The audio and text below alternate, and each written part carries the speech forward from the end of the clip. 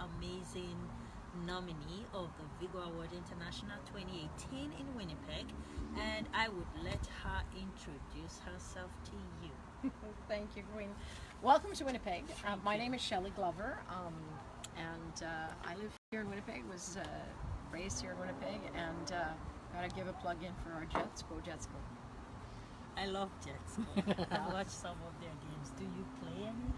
Well, I used to play ringette, and I did play a little bit of hockey. All my kids, we've got 5 kids, and all the kids but one played hockey and did figure skating. So we're definitely hockey fans, and we are 100% Jets fans. Did anybody take it further or just?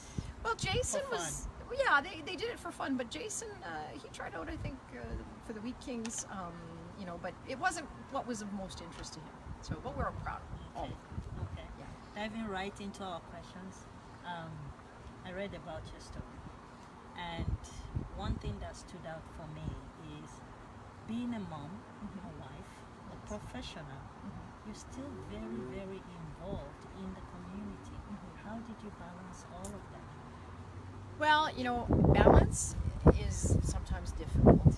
I was raised by a mother who believed we need to give back and to volunteer. So from a young age, I've been involved in volunteer work, and I've always felt like you have to help. If you don't help others, then where are you going to be in line when you get to the pearly gates, right? You got to do what you got to do to make sure that you live a full life and that you bring people along with you. So balance is something I really don't think of. And if you ask my children, they're probably going to tell you I'm never winning Mother of the Year awards because it was hard for me to balance because sometimes I did do too much. It's hard to say no. I have a very hard time saying no to people who need help. I do. I like helping. I have a story. I had about a story of when you were a member of parliament, Okay. and you took it upon yourself to personally visit people in the community. And that story, I'm going to save it to the award night. Okay. But do you remember anything close to what I'm talking about? A particular person that you visited, that you're visiting that woman that day made her life, like it just made her day. You know what? I don't know what you're talking about because you I went to visited too so many. Yeah, I Okay. visited a lot. We're gonna of people. save this special story. We Okay. have a surprise for you on that Oh, day. very good. So Okay. we'll save that. Very And another thing that you were doing that was so amazing is the fact that sitting in the government seat as a member of parliament, a lot of people would look at that and say, I want to be careful with politics and my position, and they wouldn't step out to do the kind of things that you were doing, helping the less privileged and making sure everybody's being carried along. How were you able to achieve that, sitting in the government seat, working with non-profit organizations? You raised a lot of funds for a lot of not-for-profit organizations. How did you do that? I just committed when I ran for politics that I would go temporarily. I always knew I was going into politics with a goal in mind, and a promise to be the same person I was going in when I left. So I insisted on things like simple things, like remaining grounded by not taking some of the perks. Like I never ever flew first class, even when they handed me a free ticket. Many times I insist, please don't do that because I want to be like all the other Canadians sitting in the back who pay my way. And there were a few times when they said, well, no, you have to take it. And I went and I handed the ticket to someone in the back, an elderly person or whatever, and said, go here, sit in first class. Because for me, you have to remain grounded because we're all equal. I've been given very, very good opportunities, and I wish everyone had these opportunities. So as a parliamentarian, you have to remain the person you were, and that's probably what, maybe kept me who I am. That's important to me. You were policing too, I understood. And I'm back at the police service, yes, and that's when I was a young girl, I witnessed a lot of violence in my home and between my parents, and I wanted to be a police officer so I could stop the violence. Unfortunately, I went into a policing service that had a lot of issues, and I was proud to be a police officer, but as I leave the police 28 years later, now advocating for some of the females who have suffered some harassment and bullying. So I'm heavily involved in that as we speak, as I leave the police service 28 years later. What advice do you have for a young person that wants to police as a career? So for anyone who wants to be a police officer, they must, it's 100% required in my mind, not the police service, but in my mind, that they serve. And when I say What do you serve, mean? you have to be involved in your community, doing volunteer work or just liaising, connecting. That builds your character. That makes you want to care about those people. So when you're policing them, you take that into consideration, because policing is not a career where you just dictate to people. And unfortunately, people think that that's what police officers do. The friendly neighborhood policeman has to come back. The friendly neighborhood policeman has to care. And it's not always about arrests. Sometimes you can solve problems much better by just connecting people and offering them assistance in other ways.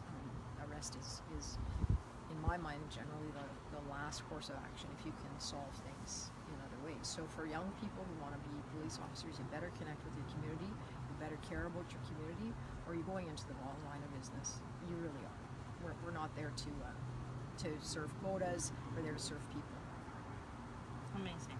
That's a first, hearing a police officer saying you just have to care about your community, forgetting the uniform that you're wearing is not from an authoritative position, but more of a caring position is Right. what you're saying. And it was like that when I joined Queen. Like 28 years ago, it didn't matter what the wage was. You joined because you wanted to stop bad guys and you wanted to help people, right? So there was a cause and you wanted to be a part of it. But it's changed over the years, and we do see people going into this line of work who see it's a good paycheck and there are good benefits. Well, that is not the reason not the to join. reason, that's No, it's not the reason, and you will not be satisfied with your career if that's why you go into it. Satisfaction comes from being able to Passion. help people and to have outcomes that actually make them happier, more safe, feel better protected, and feel more part of your community. So I hope that the police service does change, because we are in a bit of a bind right now with some of the attitudes that We'll I've keep seen. praying and keep hoping that it changes. Now, Yes. being a parliament member, policing, and all the other things that you have done, now you left the politics Yes. and you're no longer policing. May 24th, I'm done. You're done in policing. What keeps you awake at night concerning the community? So what keeps me awake at night right now is the police service. As I say, I've witnessed some things that I never thought I would witness, and I've protested against it very strongly. That keeps me awake at night. The community that I live in presently, there are people who are really in bad financial mess. I love to go out and collect funds for different organizations. I love to be involved in them, and I see more and more people not getting involved in them. They have their own financial problems. The spirit of volunteering is no longer there. That bothers me, because I sit on different boards. I'm asked to sit on other boards, and one person can only be stretched so far, That's right. right? So, and when you try to talk to young people in the community, they have their own struggles and are having a hard time giving back. So giving back is at risk. There are a lot of people that are listening to us right now and haven't spoken to a lot of other people from my traveling around the world. Yes. I noticed that as much as people want to do something, Yes. some of them don't know where to start from, how to do it, and what to say or who to talk to. Yeah, that's true. What advice would you have for somebody sitting on the fence that really wants to do something to make a difference in this life, but they don't know what to do, where to start from, how to implement it? That, you know what? You look into the camera. Sure. And All right. For anyone who's thinking about helping or volunteering, in every community there is an organization that helps volunteers get placed in different organizations, different agencies, and that would be an easy step towards getting involved to help others.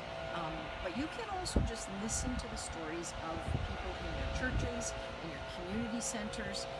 You will find people that are struggling within your own neighborhood, and if you just listen and offer assistance, sometimes those are the biggest rewards you'll ever get in your lifetime. So get involved. Get involved is the key word. Thank you so much, Shirley. It was very nice receiving us at your home. We thank you for your time. I look forward to seeing you at the Vigo Award 2018, July 20 at Winnipeg. The Met. At the Yeah. Met. Well, you come back anytime. I will. Thank you so much. So again, it's Shirley, and I am at Winnipeg. It's cold. It's cold. We'll talk to you again.